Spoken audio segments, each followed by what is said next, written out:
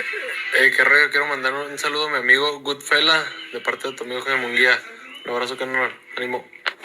All right, man. Fans starting to question Canelo Alvarez's bravery when it comes to obviously, David Benavidez rematch to Dimitri Bivol.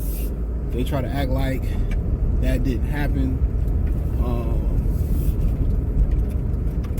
And Benavidez fight. Paulie Malignaggi got on here. Don't always agree with Paulie, but basically saying if he fight Jamal Charlo, which is a joke, which is not an etched in stone. Like I said before, Al Heyman got into a certain period of time to put that bread into an escrow account for Canelo Alvarez. If not, it looked like Canelo may walk. Okay, so maybe Al got to get that money. He got to liquidate some things to get that money. Basically, turn assets into cash. That's why you hear about these big $100 million deals. A lot of the wealthy don't be sitting on a bunch of cash or let their cash sit in banks. They tie it up in assets. You know what I'm saying? So, how quick can we turn these assets into cash to give it to them? So, a lot of people don't believe in keeping, more than the assured amount in the bank. So if the assured amount, I think is $250,000 was most institutions, I believe, insure up to. If something happens to your money above $250,000 in the bank, it's just a loss. They only can insure it for $250,000. That's why you heard T.I. say if I got $1 million, the first thing I would do was if I want to put, I would take, the 4 quarters and put it into 4 different banks. But nonetheless, but yeah, man, like people been talking about this Bravery forever, and it's like there's 3 sets of people in the boxing community. You got some of these dudes who rob promotional companies. You got some of these dudes who go with colorism, all these under one roof. You got some of these dudes that go with selective colorism. You got some of these dudes that support guys in the community that just, that they can monetize off of and that's short support. Then on the flip side of the coin, you got guys that, like, they just don't like guys on the other side of the street. But they cap for certain fighters. You got hypocrites, and then you got guys that just do it for money or do it for colorism or whatever. They want to call it tribalism. I wish the black community had more tribalism, to be honest. And then you got guys in the middle who try to call it, right down the middle.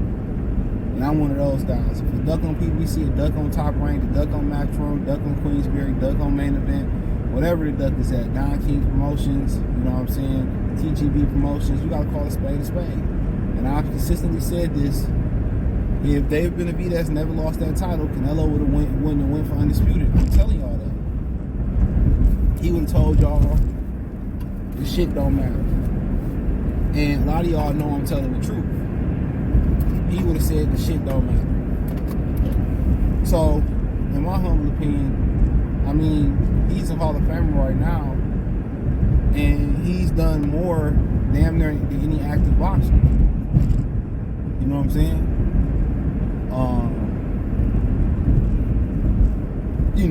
But that's what I was trying to say about Gervonta Davis.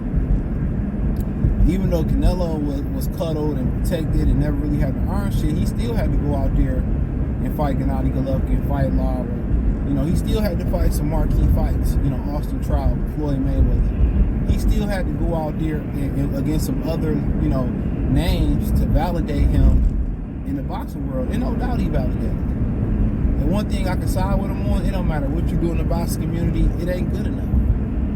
You had the best win ever in boxing in this day and age, and a lot of these dudes gonna turn around and try to make an excuse. Well, I couldn't see the punches, or he beat a drain version, he was old. So y'all wonder why Canelo don't want to do, what the fans want to see. Because no matter the time you give the fans what they want, it's just never good enough. Nobody can just say, damn, that was a hell of a performance he put on, man. He put the Beats by Dre on, dog. I just gotta give him his thing. If they don't like you, they're gonna find a way to take it away from you. And think about it, if people have that mentality outside of boxing, think about how fucked up the world is.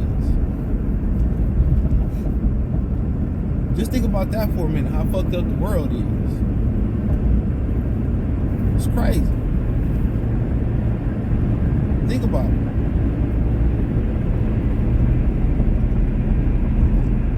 You know, you lend your man some money, all that little ass money.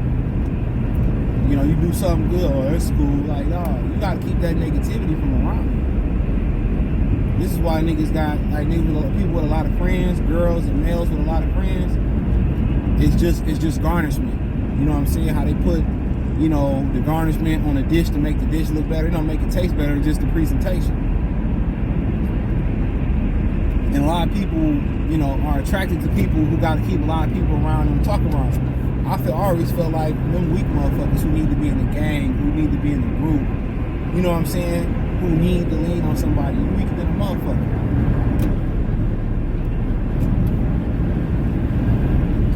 Especially if the group ain't beneficial, or you just keeping niggas around even though you know niggas ain't real, or you know these hoes ain't real.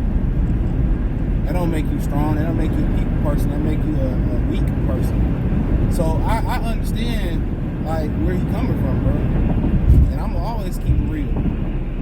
I understand where dog coming from when it comes to this boxing shit. Because no matter what I give you, it ain't gonna be good enough. You know, but then again, of course people starting to question his bravery.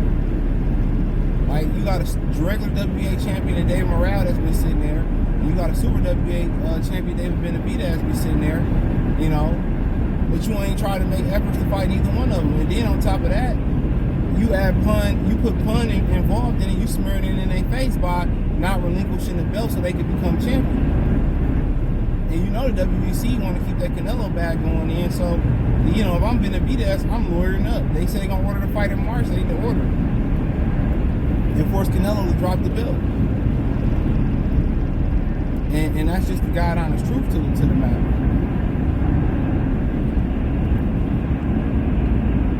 But yeah, a lot of people, you know, I mean, it's obvious. We already know what Canelo is. It's a cherry picker. You know, when it's in his favor, he's going to drain guys, put secret second day weigh-ins in the contract allegedly.